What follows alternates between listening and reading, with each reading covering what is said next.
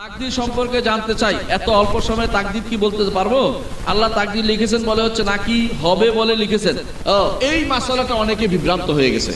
সমস্ত কিছু কুল্লু সগীরিন ওয়া কাবীরিন মুস্তাতার, সবকিছু লেখা হয়ে গেছে। সবকিছু হবে বলে লিখেছেন তা নয়, এটা হয়ে আল্লাহ লিখেছেন।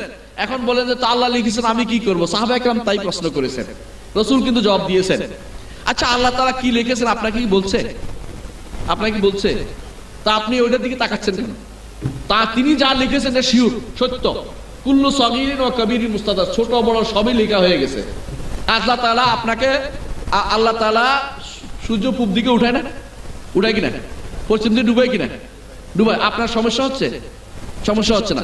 আল্লাহর তাকদীর যে লিখেছে আপনার সমস্যার কথা, আপনার দায়িত্ব হচ্ছে কাজ করে যাওয়া। তাকদীরে কি লিখেছেন সেটা যে ব্যক্তি খুঁজতে আরম্ভ করবে, যে ব্যক্তি বলবে তাকদীরে কি লিখেছে সেটার কারণ হয়েছে, সেই ব্যক্তি শয়তানের অনুসারী। কারণ দেখেন, দুইটা নমুনা আমি পেশ করবো সংক্ষেপে। এক নম্বর হচ্ছে আদম আলাইহিস সালাম, আরেকজন হচ্ছে কি ইবলিস লাআনাতুল্লাহ আলাইহি। কেন দুইটা নমুনা পেশ করছি কি জন্য জানেন? একটা হচ্ছে শুনেন, আদম আলাইহিস সালাম তিনি অপরাধ করেছেন। অপরাধ করে কি বলেছেন? রব্বানা যালামনা আনফুসানা ওয়া ইল্লাম তাগফির লানা ওয়া তারহামনা লানাকুনান্না মিনাল খাসিরিন। আল্লাহ আমিও ভুল করেছি, গুনাহ করেছি, তুমি যদি ক্ষমা না করো আমি শেষ হয়ে যেতে বলছেন। উনি কি বলছেন যে আল্লাহ তুমি গাছটা না রাখলেই তো আমার ভুলটা হতো না? এটা বলছে?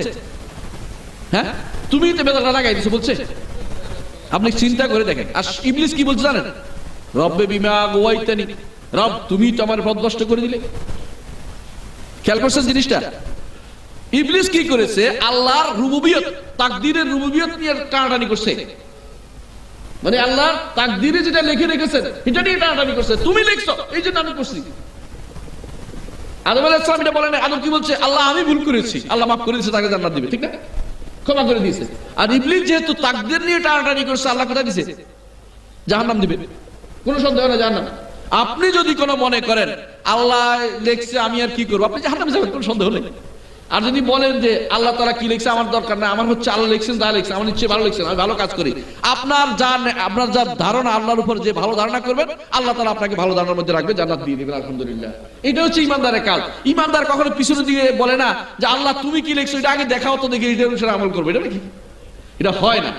কারণ আল্লাহ তাআলা তিনি স্রষ্টা, তার যদি তার কোনো পরিকল্পনা নাই থাকতো সবকিছুর ব্যাপারে, তাহলে তিনি স্রষ্টা হবেন কি করে? আপনি চিন্তা করেন, যে ব্যক্তি মাইক বানিয়েছে সে কিন্তু মাইক সম্পর্কে সব খবর রাখে, কোনটা তার, কোনটা নষ্ট হবে, কোনটা না হবে। এখন যদি আপনি বলেন মাইক যদি কোনো ঝগড়া করে, মাইক যদি কোনো বলে এই বানাই না তুমি কেন আমার ভিতরে 3টা তার দিলে, একটা তার কম দিলে কেন, তুই ঝগড়াই করতে পারবে, কাজ হবে না। মাইকের কাজ হচ্ছে কাজ করে যাও, আওয়াজ দিয়ে দাও।